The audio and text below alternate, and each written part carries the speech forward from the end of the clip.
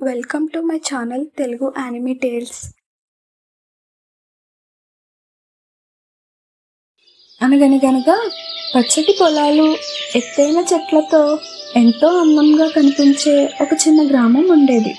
అక్కడ నివసించే పిల్లలంతా సరదాగా ఆడుకుంటూ జీవించేవారు. అందులో చిక్కీ అనే 8 ఏళ్ల పాప ఒక ప్రత్యేకమైన ఆలోచనలతో ఉండేది. ఆమెకి మేఘాలంటే చాలా ఇష్టం. ప్రతిరోజు ఆకాశాన్ని చూస్తూ మేఘాల లోపల ఏదైనా రహస్య ప్రపంచం ఉందేమోనని ఊహించేది. ఒక చిన్న మామిడి చెట్టు దగ్గర కూర్చుని తన చేత్తో తయారు చేసిన గాలిపటాన్ని ఎగరేస్తూ ఆ మేఘాలకి చేరాలని కలలు కనేది. ఒకరోజు మధ్యాహ్నం అకస్మాత్తుగా విపరీతమైన గాలులు రావడం మొదలయ్యాయి.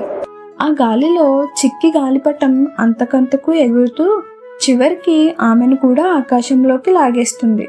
దాంతో చిక్కి గాలిలో తేలుతూ ఆశ్చర్యంతో కళ్ళు తెరిచేసరికి ఆమె ఒక అద్భుతమైన కోట ముందు నిలబడి ఉంది.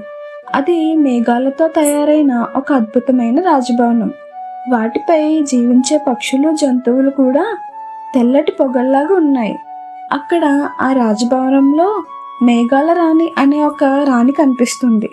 ఆమె స్వర్ణవర్ణ దుస్తులు ధరించి చిక్కీని స్వాగతిస్తూ, ఇది మేఘాల కోట మరియు ఇది ప్రపంచంలోని వాతావరణాన్ని నియంత్రించే కేంద్రం. ప్రతి వాన చినుకు, ప్రతి కాంతి రేఖ ఇక్కడి నుంచే వస్తాయి. కానీ ఈ మధ్య వెదర్ విహ్రల్ అనే యంత్రం పనిచేయడం మానేసింది. దాని మూలంగా కొన్ని చోట్ల ఎండలు, మరికొన్ని చోట్ల భయంకరమైన వర్షాలు కురుస్తున్నాయి. వాటి అన్నింటికి కారణం అదే అని చెప్తుంది. అది విని చిక్కీ వారికి సహాయపడతానని వాగ్దానం చేస్తుంది. రాణి ఆమెకు ఒక మాయా పంక్తిని ఇస్తుంది. అది ఆమెను రక్షిస్తుంది, కానీ జాగ్రత్తగా వాడాలని హెచ్చరిస్తుంది. చిక్కీ ముందుగా వర్షపతంలోకి ప్రవేశిస్తుంది. అది పొగ మేఘాలతో నిండి ఉంది.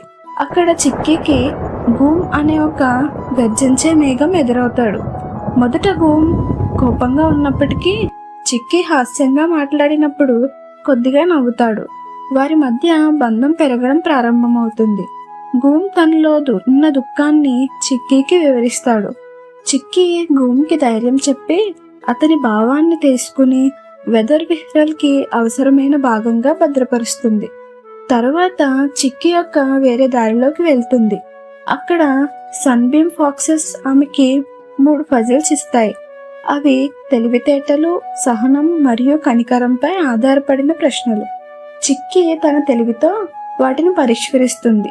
చివరి ప్రశ్నలో ఒక చిన్న మేఘం ఎప్పుడు మిగతా మేఘాల కంటే తక్కువగా ఎందుకు కనిపిస్తుంది అన్న ప్రశ్నకు చిక్కీ ఎవరు ఎంత పెద్దగా కనిపిస్తున్నారన్నది కాదు, ఎవరికి ఎంత ప్రభావం ఉందో అది ముఖ్యం అని చెప్పగానే ఆ ఫాక్సెస్ అన్ని ఆనందంతో ఆమెకు ఆనందం అనే కాంతిని ఇస్తాయి.